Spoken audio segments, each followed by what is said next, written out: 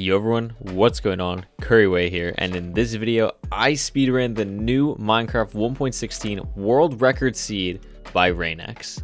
We're also going to be routing this seed together. Normally I don't show the routing process, but I wanted to try something new. Let me know what you think. And finally, since my world record was broken, I'm still live streaming daily on twitch.tv/Couriway, where I'm trying to break the new world record, so make sure to come by and say hi. That's all from me. Enjoy the video, everyone. So, let's get into the routing first. I'm going to create the seed. We'll call it Rainex World Record Seed, and if I could spell, and we will put in the seed. Alright, so here we are. So, I'm not quite sure what to expect. Obviously, I have looked at the world record run, but I haven't really looked at the seed in general. It looks like he spawns here, and we're going to be heading basically a 180 behind us to this village. Now, something I'm very curious of that I don't know if anyone else has seen, I don't know what's in this blacksmith. It's garbage. Okay, so he got really lucky that the blacksmith he went to was actually a good one. Our route is probably going to be focused around this blacksmith. We know that we don't need that many beds, but I always like to grab beds in a set seed run, at least a couple, just for consistency's sake if I'm in a village. So we're probably going to run through here, and this should be enough food for the entire run. 1, 2, 3, 4, 5, 6. And obviously we'll get the blacksmith, and then 1 bed, 2 beds, and where's the golem? The golem's going to be there. So maybe it's not the... no, we're going to have to get the iron pick, right? So what's in this chest again? Yeah, 4 iron. So we're going to have to get that first to get our stone and stuff. So we're just going to have to backtrack for the golem. Not the biggest deal in the world, though.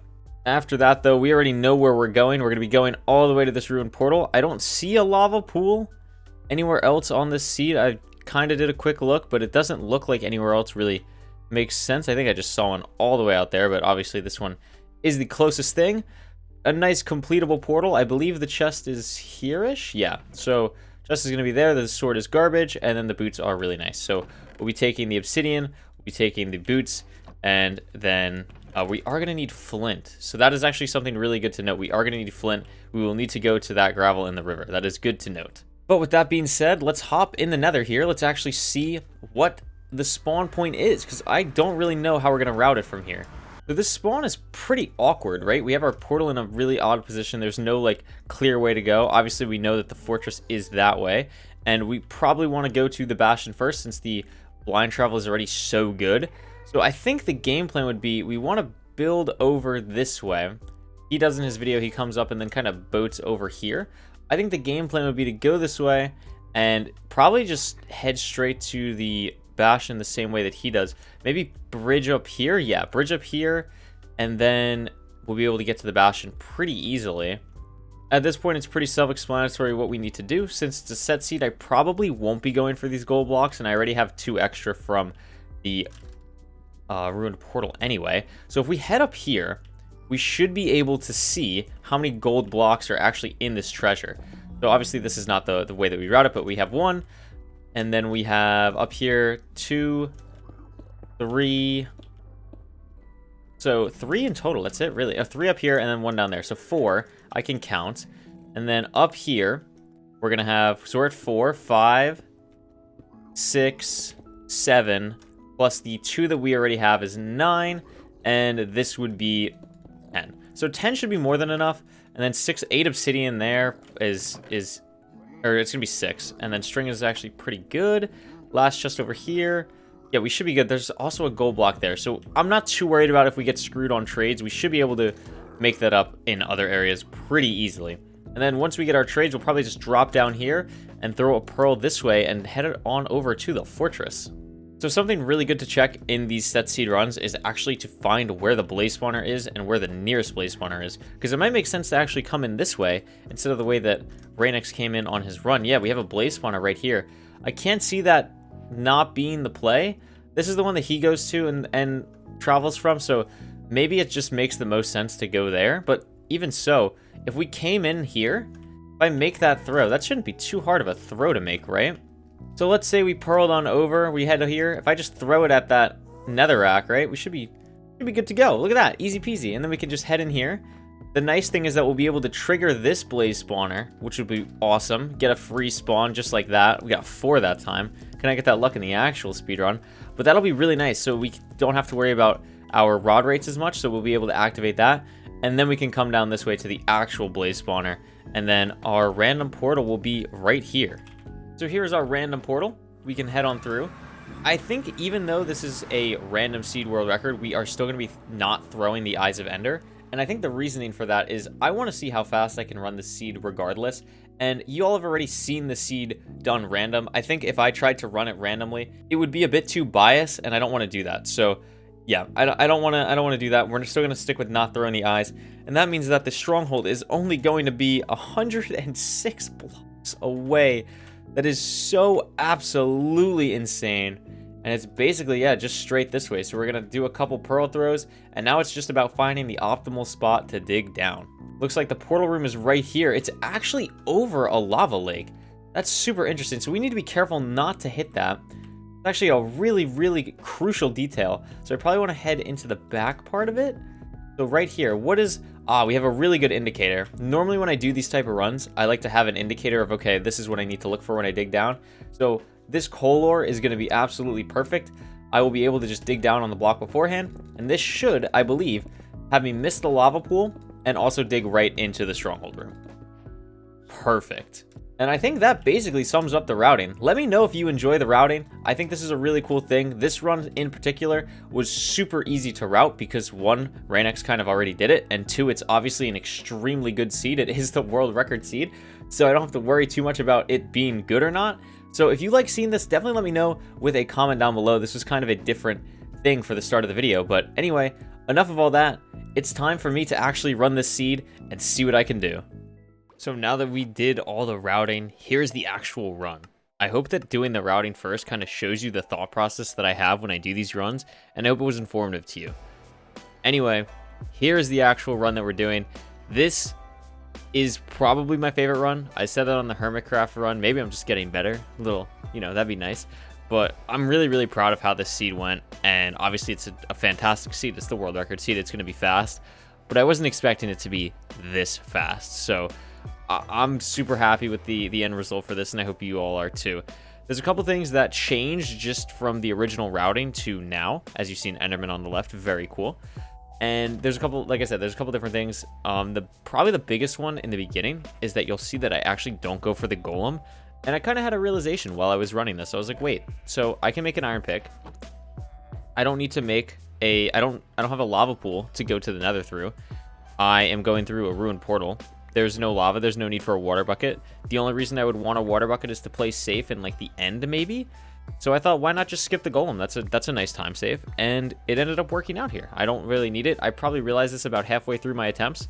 I was like, wait, this is just a giant time loss. So ended up not doing that. We still end up grabbing the hay, grab about 7 logs just for building blocks, and so we can craft our beds later on. So that works out, and also a boat, which you'll see in a second. And then we're going to grab the beds. You might be wondering why I grab beds here. If I'm going to a bastion where I'm going to get string and then turn the string into wool, wool to beds, I decided to grab these beds because I didn't want a really good pace to end up, getting cut short because of not having enough string. So I thought it would just be better to grab those 2 safety beds. If my string trays aren't that great, I don't have to worry about it, and boy, does that end up paying off. Let me tell you, that was really, really a good decision from me, and we are now going to head to get some gravel, which we talked about earlier as well, and then we'll be heading right over to the portal. I think another really interesting thing as I get my flint here is the use of the boat and the use of getting to the bastion itself. There's a lot of just very precise things that have to happen in that moment, and things that I wasn't really sure of things I weren't sure the actual way I do it in a real run when I was in the routing. So what I mean is when I was talking about how I was going to get down for the routing, I wasn't in the situation that I am like at this current moment, right? I wasn't sure how it would work. But you can see what I ended up as the best way to get down is actually just boating down, and then guess what? Leave the boat. I don't need it. What needs the boat for me? So I just leave it, and then we're gonna grab some netherrack. It ended up kind of working out here. I could just staircase up, grab some netherrack at the same time, and this will give me the building blocks I need to build over to the bastion. And as you can tell, this seed is just absolutely amazing. Remember to go check out Rainex if you haven't already, the new world record holder. He's an absolutely incredible runner. He streams almost every day as well. Definitely check him out. I'll leave a link to everything for him in the description below. And now we are on our way to the bastion. We don't need these mushrooms or anything. That's the great thing about a village at the start. I don't have to worry about grabbing food later on. I have no worry. I got 18 bread. I'm chilling. There's absolutely no reason for any of that. And we're going to use our last 4 netherrack to climb up this bastion.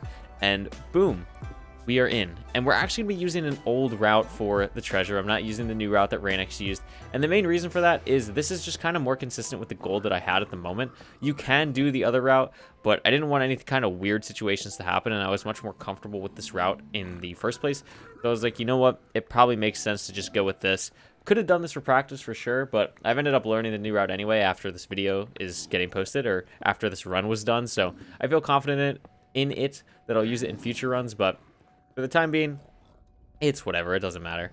Anyway, we're going to break this gold block again and then just throw the gold down. The reason I broke the gold block again is to try and anger all the piglins that weren't already in the hole, but it didn't really end up working out. And then this dude just did not want to get in the hole. He was not cooperating. Finally gets in. I still have another gold block, I believe. Oh, no, I don't have another gold block. So I see this piglin. I block him off there. I think that's going to be enough. It's not. I see him coming. So I'm like, okay, that's not going to work. I place a flint and steel and then just block off the door. And I was like, I'm probably fine on gold. I don't need any more gold. This is probably going to be enough. So I just grab the gold block here, grab that, put on my chest plate, and throw the rest of the gold to the piglins. And now it is the waiting game. So I have 11 string. I don't think I've gotten a single string trade just based on the string that I have. I think that's only from the chest. And then I have 1 pearl trade. So trade's not looking too great. I'm at 15 pearls. The minimum I can leave with is 16. So again, not really too great. Waiting on stuff. Just seeing if there was anything that I couldn't grab before. But I'm good on string now. I know the 44 is going to be enough. And I get my pearl trade. And I am leaving the bastion at 440. Which is absolutely awesome. So I'm heading this way. I'm going to go to the fortress.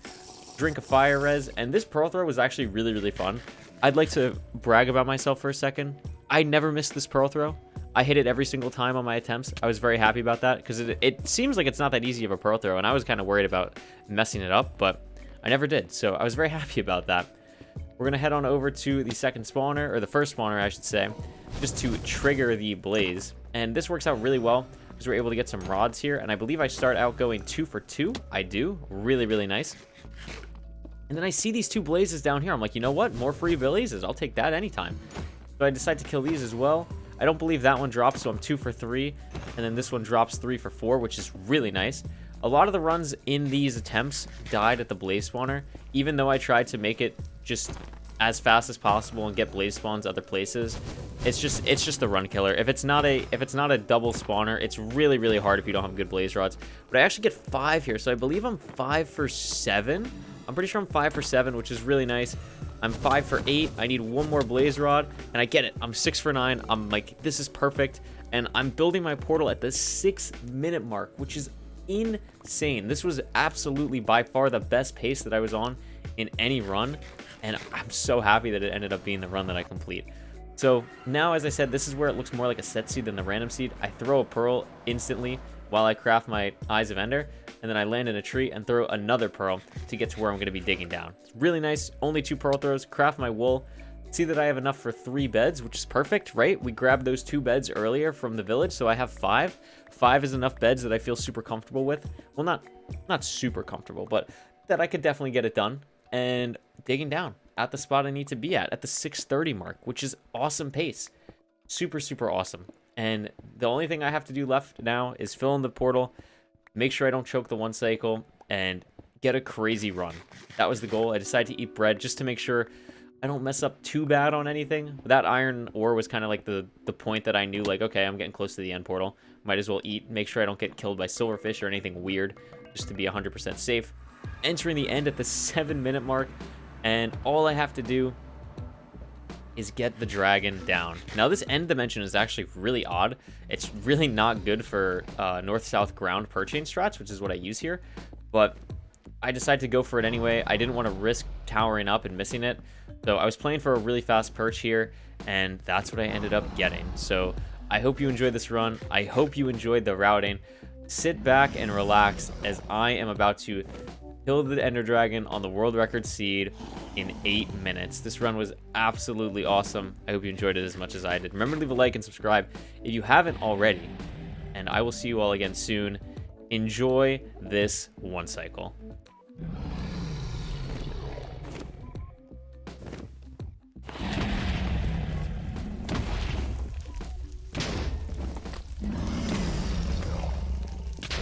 Yes! Oh my god! Holy, what a time! Oh, I can't wait to fix this audio. Dude, in 8:10? Are you kidding me? Oh my god. Dude, I'm insane at this video game. Oh my god.